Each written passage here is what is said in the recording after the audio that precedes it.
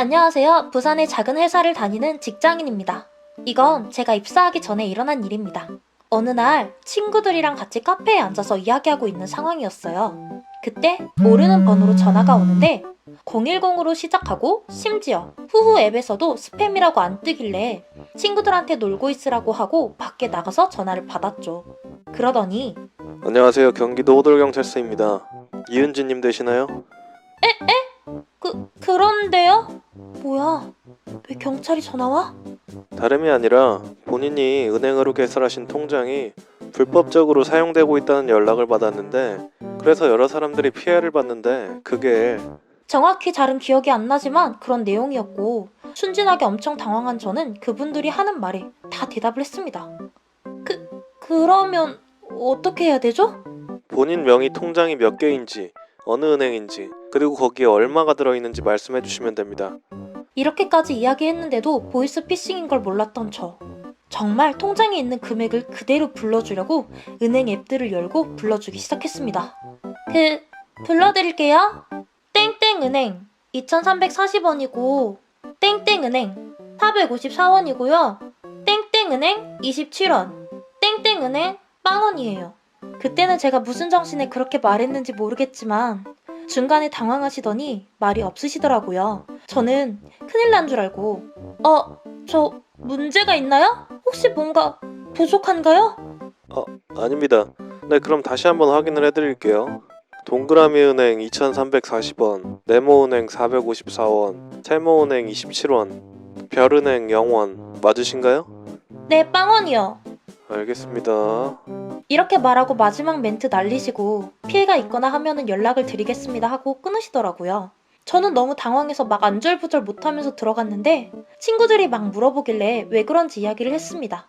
그랬더니 한 명이 엄청 웃기 시작하는 겁니다. 그거 보이스피싱이라고. 근데 저도 모르게 엿먹인 거라고 하더라고요. 너무 돈이 없어서 불쌍해서 끝까지 들어준 것 같다고 하더라고요. 나중에 생각해보니까 돈 없으면 보이스피싱 당할 일도 없구나 싶으면서 씁쓸하면서 그때 제가 한 말을 듣고 당황하신 그분 목소리 기억하면 진짜 너무 웃기네요. 아저씨, 그 일 그만하고 정직하게 사세요. 저희 가족은 재작년에 일본으로 해외여행을 갔어요. 거기서 키타 이케부쿠로에 위치한 주택가에 있는 집에서 3박 4일을 지내야 했는데요. 일본 여행 이틀차, 저희 가족은 점심을 먹기 위해 주택가를 통해 상가 쪽으로 걸어가고 있었어요. 그런데 옆에서 갑자기 물이 튀는 거예요. 옆을 쳐다봤더니 아주머니가 집 앞에 바가지로 물을 뿌리고 계셨어요. 사람이 없는 것도 아니고 바로 옆에서 사람이 걸어오는데도 신경 쓰지 않고 계속 물을 뿌리더라고요. 덕분에 저와 동생 옷은 다 축축해진 상태였고요. 진짜 뭐야, 길 가다가. 저희 가족이 어이없다는 듯이 그 아주머니를 쳐다보니 그 아주머니가 저희 가족을 보고 여행객인 걸 알고는 일본어로 거기 서 있으면 어쩔 건데? 라고 하는 거예요. 저희 가족은 어릴 때 아빠의 출장 때문에 일본에서 몇 년을 생활한지라 다는 아니지만 꽤 일본어를 할 수 있고 들을 수 있어요. 그 아주머니는 인상을 구기더니 자기 집으로 들어가려고 했어요. 집으로 들어가는 아주머니 뒤에 대고 저는 일본어로 자국민 아니라고 무시하는 게 참 무식해 보이네? 사람 지나가는데 물 뿌리는 거 보니까 생맹인가? 라고 하니까 그 아주머니는 뒤를 돌아서 너희 나라로 돌아가! 하며 바가지에 남아있던 물을 다시 뿌리는 거예요. 저도 마침 생수병을 들고 있던지라 아주머니의 얼굴에 정통으로 물을 뿌리고는 뒤도 돌아보지 않고 나왔어요. 그 아주머니는 던질만한 게 없으니까 뒤에서 씩씩거리며 저희 가족을 째려보고 있길래 마지막으로 그 아주머니한테 너희 집으로 꺼져! 라고 말한 뒤 유유히 자리를 빠져나왔어요. 지금 생각해도 그 나이에 그런 용기가 어디서 난 건지 궁금하네요. 제가 잘 행동한 거겠죠?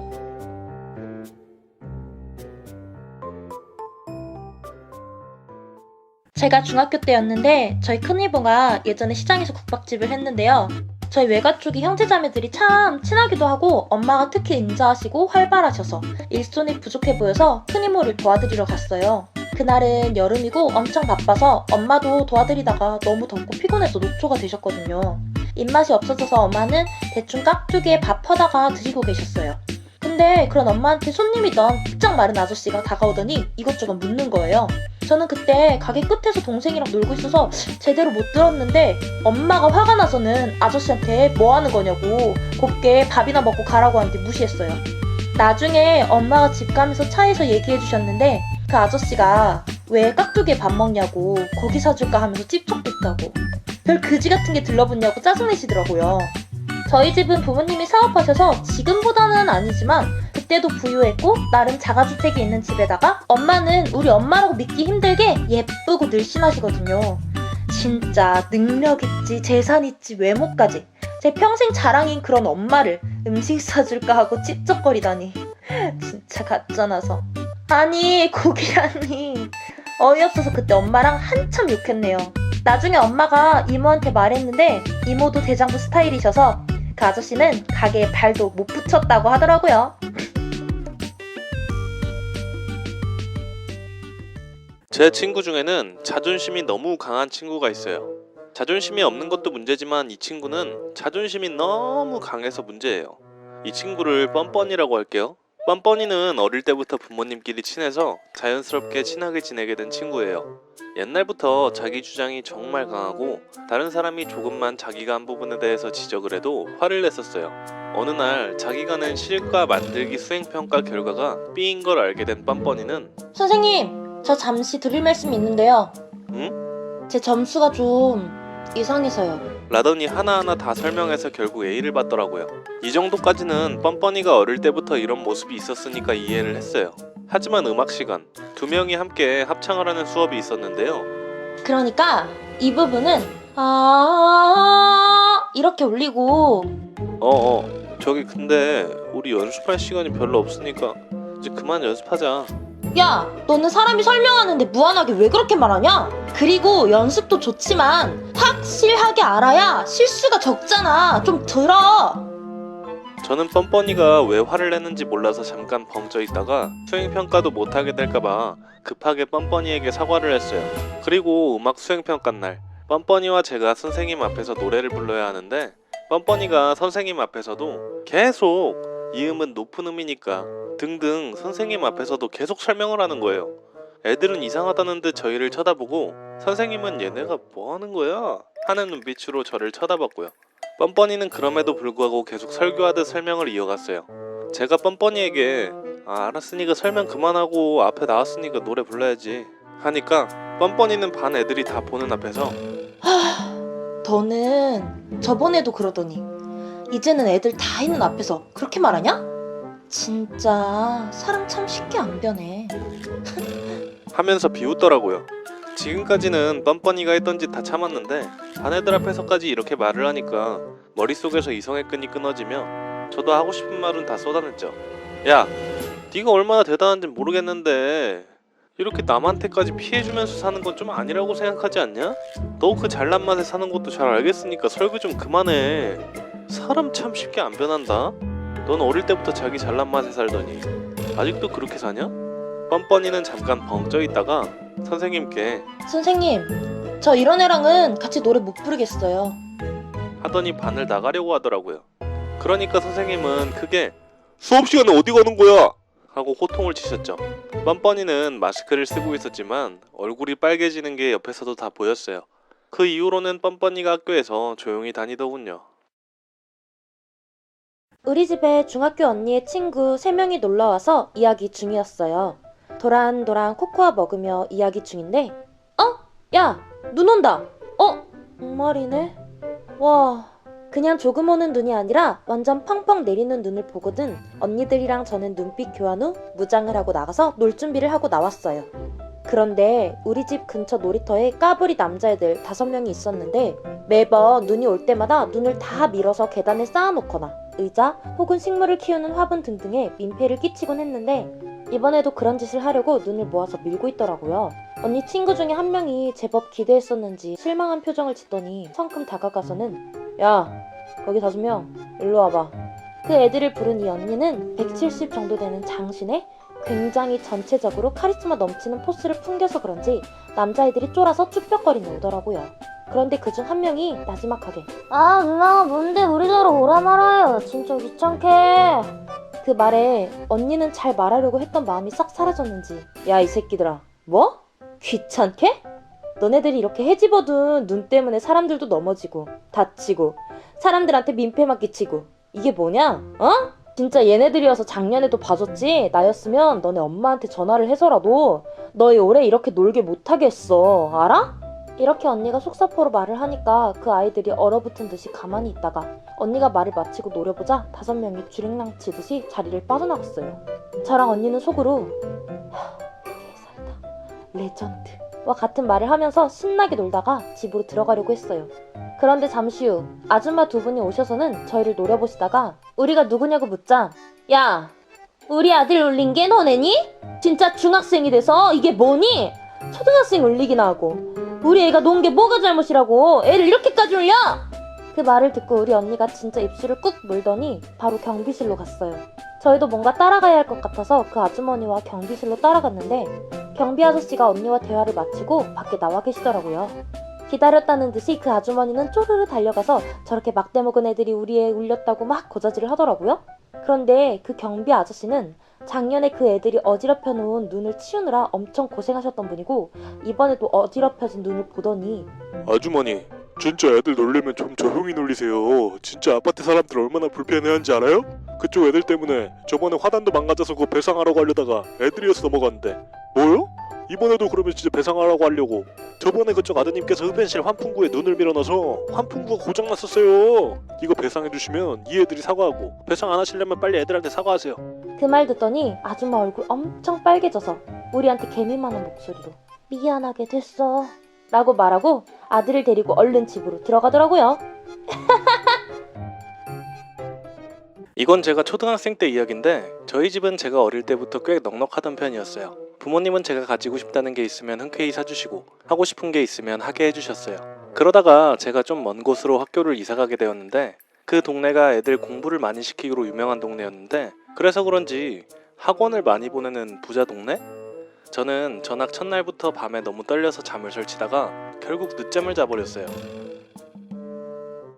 지금 몇 시? 8시? 아 망했다. 아 진짜 뭐 입지? 아 늦었는데 모르겠다 아무거나 입자. 결국 급한 대로 휴대폰도 못 챙기고 옷도 그냥 눈에 보이는 거 대충 입고 학교를 갔어요. 첫날 저희 반에 들어간 순간부터 그 반 아이들이 저를 보는 눈빛을 아직도 잊을 수가 없어요. 뭐야, 저런 애가 이 동네 어떻게 온 거? 옷 꼬질꼬질한 것 좀 봐.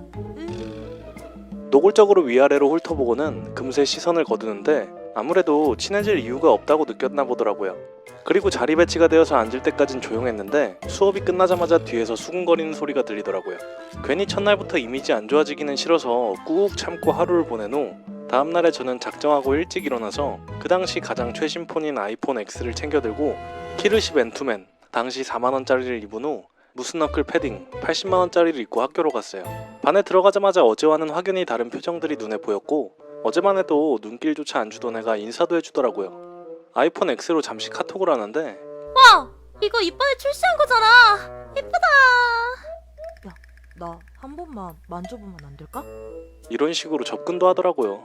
이제 와서? 저는 그냥 적당히 무시하며 상대해주고는 나중에 상담해서 반을 옮겼어요. 모든 반 애들이 그러지 않았는지 이쪽 반 애들은 제가 아무거나 걸쳐 입어도 말도 잘 걸어주더라고요. 외모지상주의에 솔직히 빡쳤지만 어쩌겠어요. 그래도 덕분에 더 좋은 애들이랑 지내게 되었으니 감사하죠. 엄마 친구인 소연이 이모가 40이 넘어서 결혼을 한다고 하는 거예요. 그 이모는 엄마한테 이야기를 많이 들어서 꽤 잘 알고 있었는데 그 이모는 일도 안 하고 엄마 아빠한테 40까지 빌붙어 있다가 40이 돼서야 결혼을 하는 거였어요. 또 그 이모는 저희 엄마와 아빠가 결혼을 할 때 친구 4명을 더 데려와 놓고 축의금을 딱 10,000원만 낸 이모였거든요. 그 당시 정말 좋은 곳에서 밥을 먹었다는데 10,000원을 냈다니. 속으로 그 이모 보면 엄마가 진짜 불편해하겠다 하면서 듣고 있었어요. 일주일 뒤 그 이모 결혼식이 되어서 결혼식을 갔는데 결혼식장을 들어갈 때 보통 식권을 받으려고 축의금함에 축의금을 넣잖아요. 저희 엄마가 돈을 봉투에 넣는 것을 보고 놀랐습니다. 엄마는 지갑에서 태연하게 10,000원을 꺼내시더니 봉투에 담아 축의금함에 넣는 것을요. 저희 가족은 저, 엄마, 아빠, 동생 딱 4명이에요. 저희 가족은 그대로 밥을 먹고 나왔어요. 아빠도 옛날에 그 얘기를 들었는지 웃으며 집으로 가시더라고요. 며칠 뒤 그 이모한테 전화가 왔는데 장난하는 것도 아니고 4명이 왔는데 어떻게 10,000원을 내냐고 화를 내는 것 같더라고요. 저희 엄마는 그 말을 듣고 네가 13년 전에 네 친구들 데려와서 꼴랑 10,000원 내놓고 지금 와서 뭐라고? 네가 그때 돼지같이 처먹을 때부터 알아봤어. 너는 5명이었는데 10,000원 냈지? 나는 4명인데 10,000원 냈어. 10원짜리로 18개 넣으려다가 참았으니까 다시는 전화하지 마. 우리 엄마지만 멋지다. 저는 제 3살 아래로 여동생이 있어요. 저는 해외여행도 자주 가고 여유롭게 지냈는데 여동생은 알바하면서 힘들게 생활하고 지금까지 여행은 가보지 못하고 있습니다. 제가 지금 사업을 하고 있는 지 4년 차인데 그동안 동생에게 신경 못 써준 게 미안해서 신혼여행 기념으로 여동생과 여동생 남편에게 뉴욕행 비즈니스석을 끊어줬는데요. 호텔도 예매해주고 관광 코스도 만들어주었어요. 여동생하고 여동생 남편 둘 다 멀리 여행을 다녀본 적 없던 터라 되게 신나해서 덩달아 기분이 좋았습니다. 그런데 제 여동생 시누이, 즉 여동생 남편의 여동생이 이야기를 엿듣고는 제 여동생한테 자기도 해외여행은 가보지 못했다며 같이 가자고 했다고 하네요. 제 여동생과 여동생 남편은 남편이 단둘이서 허니문을 즐기고 싶었을 텐데 그 말에 싫어하는 반응을 했더니 시누이가 이코노미라도 좋으니 따라가게 해달라고 하고 거기다 일러 바쳤는지 시어머니도 동참해서 제 여동생 남편에게 같이 가라고 하더군요. 결국 시누이가 함께 가기로 결정되었는데 되자마자 바로 이코노미는 불편하다면서 자기도 비즈니스석으로 가게 해달라고 제 여동생한테 말해서는 저한테 전해달라고 하더라고요. 무시했더니 제 번호는 어떻게 알았는지 제게 전화해서는 여보세요? 언니, 전데요. 저 1등석 못 가면은 여기 있는 사람들 신혼여행 안 보내줄 거니까 알아서 해주세요. 어츠 이것 봐라. 저는 오히려 엿먹으라는 식으로 당장 시누이 티켓 취소하고 제 여동생과 여동생 남편을 1등석으로 태우고 호텔도 5성급 스위트룸으로 변경해 보내줬습니다. 듣기로는 시누이가 매우 배 아팠다고 하더라고요. 애초에 제 여동생 시누이가 저에게 연락하는 것도 웃긴 일이고 뭐 앞으로 일은 어떻게 될지 모르겠습니다만 그래도 전 이게 제 인생 최고의 사이다라 생각합니다.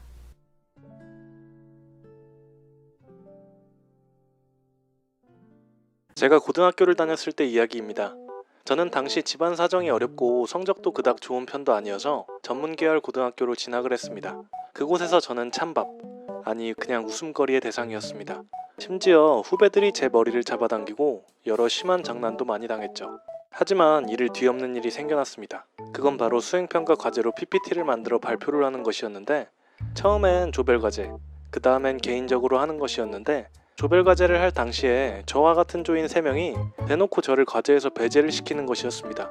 한 명은 공무원 준비 중이고 나머지는 대학에 수시 전형으로 갈 계획인지라 점수를 좋게 받으려면 자기들의 기여도가 높아야 하는 모양이더라고요. 저는 PPT 제작은 물론 자료 수집도 아예 관여를 못한 채 발표 당일에 발표만 하기로 했습니다. 그래도 혹시 몰라 개인적으로 따로 자료를 수집해 공책에 필기를 하며 공부를 했고 발표할 때 어떻게 하면 좋을지 생각을 하며 시간을 보냈습니다. 그리고 발표 당일 하루 전에 발표 때 쓸 대본을 정리하기 위해 애들이 준 PPT 자료를 보게 되었습니다. 아 이게 뭐야, 자료도 부족하고 제목이랑 주제랑 엇나간 것도 많고 허접한 배경에 애니메이션 효과까지 전부 최악이잖아. 고작 이러려고 날 배제시킨 거야? 그렇다고 애들 몰래 함부로 PPT를 수정할 수 없는지라 제가 가지고 있는 자료들을 조합해서 발표 대본을 만들었습니다. 그리고 발표 당일날 제 발표가 시작되었는데 여태껏 본 적이 없던 당당한 발표 태도에 모든 애들이 깜짝 놀라더라고요. 물론 같은 조원인 애들도 당황한 표정이었습니다. 항상 찐따마냥 조용히 잠만 자던 애가 사실상 완벽한 발표를 해대고 있었으니까요. 심지어 PPT에 기재되지 않은 자료까지 대본도 거의 안 보고 주절거리니 더 당황하더라고요. 그 후 발표가 끝나곤 선생님이 저희 조원들을 불러냈습니다. 그리곤 앞에 저와 다른 애들이 있어도 상관없다는 듯이 조원 애들을 꾸짖더라고요. 사실 PPT 과제를 수행하는 동안에 선생님께서 저와 조원들의 행동을 유심히 관찰하셨고 애들이 저를 배제시킨 것에 대하여 잘 알고 계셨던 모양입니다. 그래서 조악한 상태의 자료와 함께 애들의 태도를 상당히 나무라셨고 결국 조별과제 점수는 제가 담당한 발표만 만점, 나머지는 최악이 되어버렸습니다. 이에 조원들은 어디 한번 보자, 인연이 얼마나 잘나게 개인과제를 하는지 라는 식으로 절 째려보더라고요. 근데 이 녀석들 간과한 사실이 있는데 사실 제가 웅변 유치원에 다녔었고 플러스로 초등학교 때는 학교에서 토학질이 나올 정도로 PPT 만들기를 엄청 많이 배웠다는 것을요. 발표 당일날 제 차례가 끝나자마자 반의 모든 애들은 물론 선생님까지 박수갈채를 보냈고 그 이후론 같은 학년 애들 모두 이 이야기를 들었는지 절 건들지 않더라고요. 덕분에 3년 동안 큰 사건 없이 조용히 졸업할 수 있었습니다. 친구와 함께 카페를 가서 코코아를 시켜놓고 기다리고 있었어요. 그러다가 카페의 문이 벌컥 열리면서 어느 아저씨가 들어오셨는데 이런 시국에 마스크 미착용 상태로 그 아저씨는 들어오셔서 알바생분에게 반말로 아메리카노 한 잔 타오라고 하더라고요. 제 친구가 그 모습을 보더니 화나서 뭐라고 하는 거 말렸어요. 그 이후에 코코아가 나와서 마시는데 그 아저씨 쪽에서 비명소리가 들리는 거예요. 소리가 들린 쪽으로 눈을 돌렸는데 아저씨께서 그 알바생분을 때리셨더라고요. 알바생분은 놀라서 울고 계시고 다른 사람들은 보고만 있고 아저씨는 화내시고 그렇게 정적이 흘렀는데 갑자기 제 친구가 벌떡 일어나서 그 아저씨 쪽으로 가더라고요. 친구는 다시 손 찍어 마시려는 아저씨의 손을 탁 잡았어요. 그러자 아저씨가 엄청난 욕설을 퍼붓는데 아저씨가 말이 다 끝났을 때 제 친구는 본인은 이야기 다 들어줬으니 본인 이야기 다 들어보라고 하더니 아저씨 도덕 시간에 잤어요? 최소한 어른이라는 사람이 어린애 앞에선 모범을 보여야 되는 거 아니에요? 아저씨라고 부를 만한 나이가 되도록 계속 이짓거리하고 다녔어요? 당신 가족은 부끄럽지 않다고 해요? 지금 아저씨가 한 행동들 다 범죄예요. 영업방해, 직원폭행, 욕설, 성희롱. 얼마나 이것들이 중범죄인지 몰라서 그래요? 하긴 모르겠지. 아저씨가 지은 죄들 알면 지금 이러고 있겠어요? 지금 여기 경찰 부를까요? 직원분한테 사과하고 끝낼까요? 대부분은 뭐라고 못했는데 친구가 확실하게 따져 말하니 아저씨는 몸을 부들부들 떨더니 알바생분께 바로 사과하시고 코트를 챙겨 허겁지겁 도망가더라고요. 그리고는 카페 앞에서 방관하던 분들께도 일침을 날리고는 쓰러진 알바생을 일으켜줬어요. 제 친구가 늘 멋져 보였지만 이번 일 때가 가장 멋졌던 것 같고 한편으로는 저도 반성을 했답니다. 용산에서 잠깐 볼일 보고 집에 가려고 1호선 열차를 탔을 때 일인데요. 열차 안쪽에 빈자리가 있어서 거기로 앉았는데 제 옆자리에 웬 목도리를 한 아저씨가 보이더라고요. 처음에는 신경 쓰지 않으려고 핸드폰으로 동영상을 보고 있었는데 제 반대편 자리에 앉은 사람들이 자꾸 그 아저씨를 보며 이야기를 나누더라고요. 그때서야 이 아저씨 마스크가 없구나 알아차렸고 전 바지 주머니에 들어있던 마스크 2장을 꺼내 그 아저씨한테 나눠줬습니다. 그런데 그 아저씨는 제가 준 마스크를 받아도 쓸 생각을 않고 오히려 후드를 꾹 눌러 자기 얼굴을 가리더라고요. 정말이지 너무 어이없어서 자세히 보니 이미 술 한 잔 이상은 마신 듯한 것 같았습니다. 다시 마스크를 건네드리자 아씨 목도리로 입 가렸는데 웬 참견이야. 라고 하더군요. 목도리로 입 가린다고 코로나가 예방될 리가 없는데. 그렇게 궁시렁대는데 오른쪽에 앉아있던 아저씨가 상대하지 말라고 하고 반대편 좌석에 앉은 사람들도 마스크를 쓰라고 얘기해도 귀뚱으로도 안 듣는다고 말해주더라고요. 그러다가 누군가의 신고로 철도 경찰과 지하철 보안관이 그 아저씨 앞에 나타났습니다. 전 순간 내심 다행이다라고 생각했어요.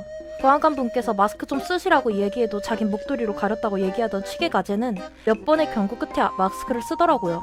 참 똥배짱도 정도가 있지. 이윽고 열차가 신도림역에 도착하자 저는 막타로 이런 말을 남기며 열차에서 내렸습니다. 아저씨, 되도 않는 똥꼬집 부리다가 죽어나가는 건 자유지만 딴 사람들은 끌어들이지 마요. 네?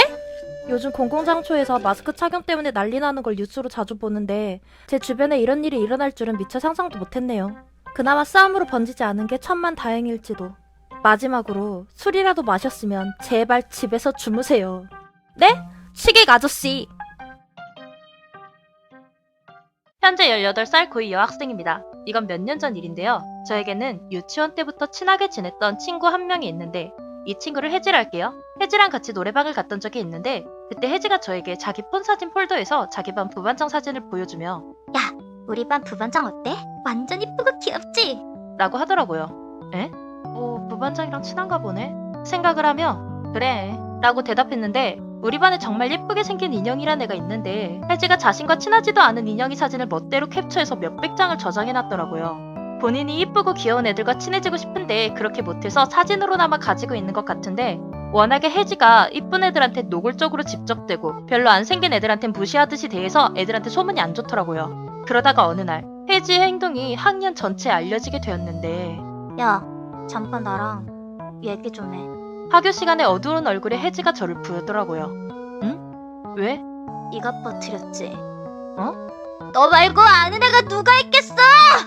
그러더니 다짜고짜 제 뺨을 때리더라고요. 전 꼴 보기 싫은 년, 입산 년. 그래, 어릴 적부터 보니 그런 엄마 아빠 밑에서 자란 거 보면 그럴만하다. 엄청 선 넘는 욕을 하는데 저는 그대로 얼척없이 굳어버려 가만히 있는데 지 할 말만 하고 가더라고요. 그 이후로는 혜지 말만 듣고는 저한테 찾아온 친구한테도 한 소리 듣고는 어이가 출가해서 있던 일, 겪은 일을 제대로 알기는 하는 거냐고 모두 사실대로 다 말했습니다. 그 이후 어떻게 됐냐고요? 혜지는 전교생에게 제대로 찍혀 은따를 당하며 친구 없이 지내다가 이후 제가 가려던 고등학교에 붙었지만 저희 학교 애들을 보기가 두려웠는지 입학도 하기 전에 자퇴했고 혜지를 옹호하던 친구들에게도 안 좋은 소문이 퍼져 졸업할 때까지 전교생에게 미운 털이 잔뜩 박힌 채 중학교 생활을 마쳤습니다. 그리고 전 진실로 저를 좋아해주는 친구들과 함께 고등학교에 올라가 잘 지냈답니다. 정말 친구를 사귈 때 중요한 건 얼마나 오래 알았는지가 아닌 그 친구의 진실된 마음인 것을 다시 한번 깨달았습니다. 마지막으로 이 한마디만 할게요. 혜지야, 너 요즘 동네에서도 안 보이더라? 다시는 그런 짓 하지 말고 우리 다시는 보지 말자. 설날 당일날에 다른 친척들 다 차례를 지낸 후 거의 다 돌아가고 저와 저희 부모님과 삼촌이 할머니 댁에 남아 있었습니다. 저와 부모님은 집으로 올라가기 전에 삼촌이랑 같이 고스톱으로 잠깐 시간을 때우며 놀고 계셨는데 갑자기 엄마의 폰으로 전화가 왔어요. 엄마의 직장 동료분께서 전화를 하셨는데 갑자기 모친상을 당해서 그날 오후에 출근을 하기가 어렵다는 내용이었습니다. 참고로 엄마는 3교대로 근무를 하시는 분이시고 팀장이시기도 하셨습니다. 그래서 책임감이 굉장히 강해 다른 대타 근무자가 없다는 걸 아시고 곧장 본인이 대신 출근을 하겠다며 짐을 챙기셨죠. 그런데 뒤이어 부산에 거주 중이신 작은할아버지께서 아빠에게 전화를 하셨습니다. 저희 친척 중에 갑자기 병으로 돌아가신 분이 있는데 그분의 장례식에 엄마를 데려오라더군요. 그리곤 저랑 아빠만 먼저 집으로 돌아가라 하시고요. 이 말에 어이가 없어진 저희 부모님은 이러지도 저러지도 못하시고 할머니 눈치만 보시더군요. 일단 엄마가 집안의 맏며느리니까 작은할아버지께서는 맏며느리 노릇은 해야 하지 않냐고 뭐라 하시는데 아빠는 엄마가 회사에 어서 출근해야 하는 상황이라 힘들 것 같다고 상황 설명을 하셔도 작은할아버지는 되려 그런 엄마랑 아빠를 나무라시는 겁니다. 집안의 장남과 맏며느리가 집안일보다 회사일이 더 중요하냐고요. 결국 엄마는 어쩔 수 없이 장례식장에 가기로 하고 저와 아빠만 저희가 사는 지역으로 올라가야 할 판이 되었습니다. 물론 엄마의 회사엔 어쨌든 다른 대타자를 찾아서 출근을 시켜야만 했고요. 그런데 옆에서 심드렁한 표정으로 할머니가 조용히 핸드폰을 꺼내더니 이내 누군가에게 전화를 하셨습니다. 물론 그 상대는 아까 아빠랑 통화를 했던 작은할아버지였고요. 할머니는 다짜고짜 작은할아버지께 네가 뭔데 애미한테 장례식에 오라는 기고. 애미는 지금 회사에서 얼른 출근해야 할 판에 뭐 어쩌고 저째? 우리 며느리 회사에서 팀장식이나 하는 애인데 회사 잘리면 네 놈이 책임질 기가. 아직 집에 대출 낀 거 다 못 갚은 거 우리 큰아들 놈더러 다 갚게 만들 작정이가. 이제 퇴직이 코앞인 놈한테 무슨 등골이게 할 작정이가. 라고 아주 진득한 경상도 사투리로 버럭 화를 내셨습니다. 그런 할머니의 말에 할아버지는 울며 기어가는 목소리로 그래도 맏며느리인데 친척 어른께 도리는 해야 하지 않냐고 말하시더군요. 뭐? 집안에 맏며느리? 그래, 맏며느리는 맞지. 근데 야는 네 며느리가 아니라 내 며느리지. 니도 네 며느리 있으면서 남의 며느리는 뭐 하려고 부리는 건데. 내도 네 며느리 보고 뭐 어째라 저째라 하는데 남의 며느리 찾지 말고 네 며느리나 불러서 시키라. 안 그럼 앞으로 우리 집 앞에 얼씬도 못하게 할 기다. 라고 말하시면서 전화를 툭 끊었습니다. 일이 잘 해결된 것 같자 아빠와 삼촌은 할머니께 엄지척을, 엄마는 감동의 눈물을 흘리시며 할머니를 끌어안으셨습니다. 그리고 할머니는 부모님과 삼촌에게 아주 멋있게 시원한 미소를 지으시며 말하셨습니다. 앞으로 너희보다 집안의 어른이라고 뭐라고 막대하는 사람 있으면 싹 다 조져버릴 거니까 안심하라고요. 할머니 최고. 할머니 오래오래 사세요. 저희 집은 먹고 싶은 건 먹자주의여서 저도 그렇게 자랐어요. 그래서 조금 뚱뚱했었는데 아니 뚱뚱이 아니라 누가 봐도 뚱뚱하다 싶을 정도로 뚱뚱했어요. 하지만 살 뺄 필요성을 못 느껴서 안 뺐어요. 제가 살짝 음침하거나 한 것도 아니고 밝은 편이라 어린이집이나 유치원, 학교에서도 잘 적응했었거든요. 그런데 어느 날부터 잘 놀던 애들이 조금씩 저를 피하는 거예요. 그래서 제가 다른 무리 애들한테 물어봤는데 그 애들이 제 뒷담화를 했더라고요. 당시 저는 저보고 귀엽다고 하면서 막 챙겨주던 애들이 그랬단 소리에 어안이 벙벙하고 솔직히 믿어지지 않았어요. 소문이 사실인 게 밝혀지고서는 심한 충격에 폭식과 야식의 반복으로 살은 더 찌기에 이르렀는데 귀여운 정도로 봐줄 수 없을 만큼 살이 찌자 저 스스로도 거울을 보기가 싫어지고 높던 자신감도 바닥을 치더라고요. 그러다 제 생일날 저의 이런 모습을 지켜보던 부모님께서 런닝머신을 사주셨고 저는 초반에 가볍게 걷기 운동부터 시작해서 점차 재미를 느끼며 달리듯이 운동했어요. 5학년 때는 하루 1시간은 런닝을 뛰었어요. 그러면서 점차 규칙적으로 생활이 잡혀지고 먹는 양보다 소비 칼로리가 많아지니 튼살도 사라지고 이중턱도 소멸되고 삼겹살과도 바이바이 했어요. 혼자 거울을 보며 꽤나 이쁘다 소리가 나올 만큼 변화가 되자 여미야 안녕 하면서 조금씩 말 거는 애들이 생기기 시작하더라고요. 근데 솔직히 제 마음은 그 애들한테 상처를 얼룩져서 나중에 이러는 게 오히려 좋지 않아서 피하고 카톡 연락도 차단했는데 어느 날 제가 살 빼기 전에 외역을 가진 여자애가 울면서 다가오더라고요. 괜한 동질감이랄까? 그래서 걔를 달래주고 챙겨줬는데 알고 보니 본인이 어떤 무리에서 떨어졌다며 말하는데 그 무리는 저를 몇 년 전만 해도 챙겨주며 놀던 무리였어요. 그 애들은 한두 번이 아니더라고요. 이런 식으로 하는 거. 그리고는 제가 다시금 이뻐졌을 때 다가왔는데 거절해서 돌던 제 나쁜 소문들은 싸가지가 없다는 둥, 알고 보니 여우라는 둥. 그 이후로 보란듯이 다른 애들과 잘 어울리다가 이사를 가게 되었는데 나중에 통통이에게 들은 말에 의하면 그 애들은 결국 그런 식으로 물타기와 가리기 등등을 반복하다 결국에 서로가 서로에게 뒷담한 것도 다 드러나고 그러면서 아예 서로 갈라졌다고 하더라고요. 그 말을 듣는데 뭔가 속이 시원하더라고요. 역시 사람은 행한 대로 받는 건가 싶고 그런 가식쟁이들을 겪은 이후 그런 불을 보이며 빠른 손절이란 귀한 경험치도 얻었네요. 덕분에 이사 이후에도 통통이랑 이후에 어울린 친구들과는 연락 중이고 이사한 곳에서도 좋은 애들을 사귀는 중입니다. 여러분, 뭔가 결과가 당장 안 좋다고 생각하기보다 오히려 그 안 좋은 것을 겪었기에 얻은 것이 있고 더 나은 것을 얻는 것 같아요. 모두 당장이 어렵더라도 열심히 살아봅시다. 중1이 되던 때 제가 가게 된 학교는 남녀 비율이 남자 9라면 여자 1 정도인 학교였어요. 그런데 설상가상으로 제가 가야 하는 반에 제가 알던 애들이 거의 없더라고요. 그나마 지은이란 애가 있어서 먼저 친해졌고 그 이후로 우리 반 여자애들이 12명이었는데 8명의 무리가 만들어졌어요. 아니 그런데 어느 날 지은이가 없는데 지은이 이야기를 하더라고요. 아 지은이 걔 진짜 나 솔직히 걔 가식 도는 거 싫어. 아 맞아 인정. 존나 짜증나는 게 뭔지 알아? 걔 친구 많은 것 같이 하더니 우리 말고는 없다고 하더라? 없던 이야기도 지어내면서 둘이서 지은이 욕설을 하는데 혈안이 되었더라고요. 그렇게 둘이 말하더니 마지막에 결론은 앞으로 걔랑 놀지 말자였어요. 이 부분은 저도 반성하는 게 그때 그걸 막지 않고 방관을 했었어요. 6명 모두는. 그 일 이후로 민지라는 애가 주도권을 잡고 타겟을 정해서 왕따를 고르고 약 2주 정도 후 재미가 없어지면 갈아버리는 왕따 릴레이가 시작되었어요. 동요하는 애들이 많아질수록 민지의 행동은 더욱더 심해져 갔습니다. 여기서 더 바보 같은 건 왕따 타겟이 되었던 친구가 다시 화해하고 나면 자신이 당한 걸 그대로 다른 타겟에게 똑같이 하더라고요. 상황이 심각한 걸 깨닫게 되고 나서는 많이 늦었더라고요. 돌고 돌다가 결국 제가 타겟이 되었습니다. 타겟이 넘어갈수록 괴롭힘이 높아졌었는데 저에게는 톡방을 만들어 초대하더니 온갖 패드립이 난무하는 욕파티 헬에 초대를 했더라고요. 워낙에 이 상황을 지켜봐서 재미없게 반응하니 금방 질려서 타겟에서 벗어나졌어요. 그 이후로 다시 시작되는 우리 다시 친하게 지내자. 보통 애들은 이렇게 말하면 알겠다고 하던 편이니까 저 역시 그러겠다고 생각했는지 민지 표정이 의기양양하더라고요. 아니 더 이상 너네랑 지내기 싫어. 역겨워. 그런 제 반응을 정말 예상 못했다는 듯이 놀라다가 알겠다고 돌아서더라고요. 하지만 왕따 릴레이는 여전히 지속 중. 저는 아예 타겟이 되는 애한테 다가가서 이제 이런 유치한 짓 그만하고 나랑 같이 다니자.